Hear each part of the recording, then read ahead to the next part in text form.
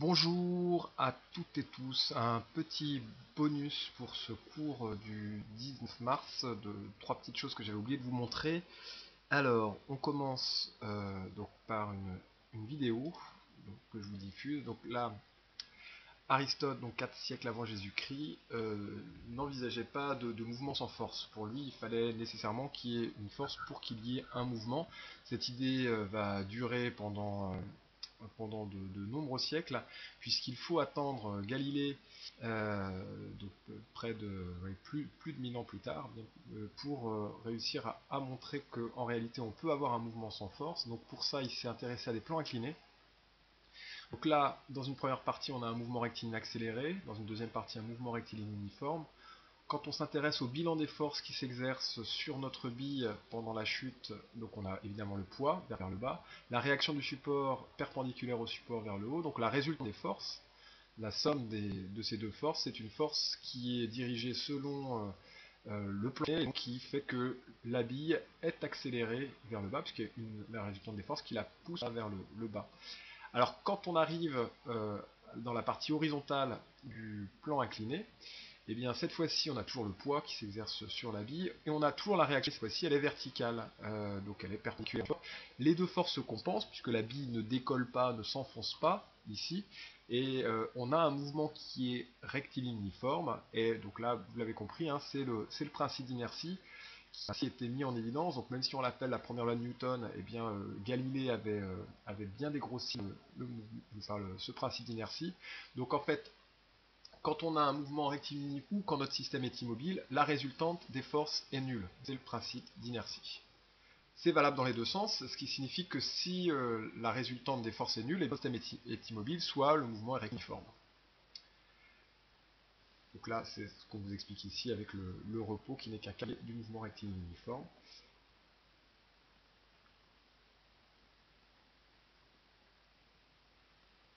Alors pour bien comprendre le principe d'inertie, avoir bien en tête que le mouvement c'est une vitesse et une direction.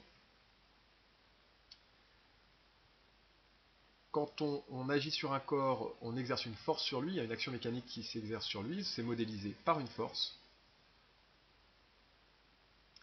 Et un mouvement rectiligne uniforme n'est pas modifié puisqu'il garde la même vitesse et la même direction, donc les forces qui s'exercent sur notre système se compensent à ce moment-là.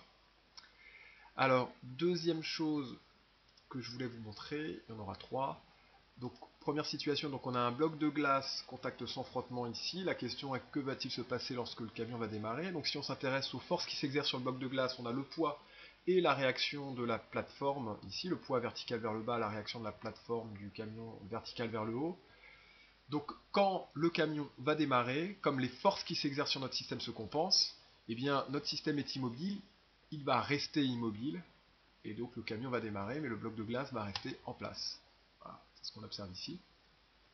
Deuxième situation, cette fois-ci, on a le même bloc de glace, mais qui est positionné sur le toit du bus.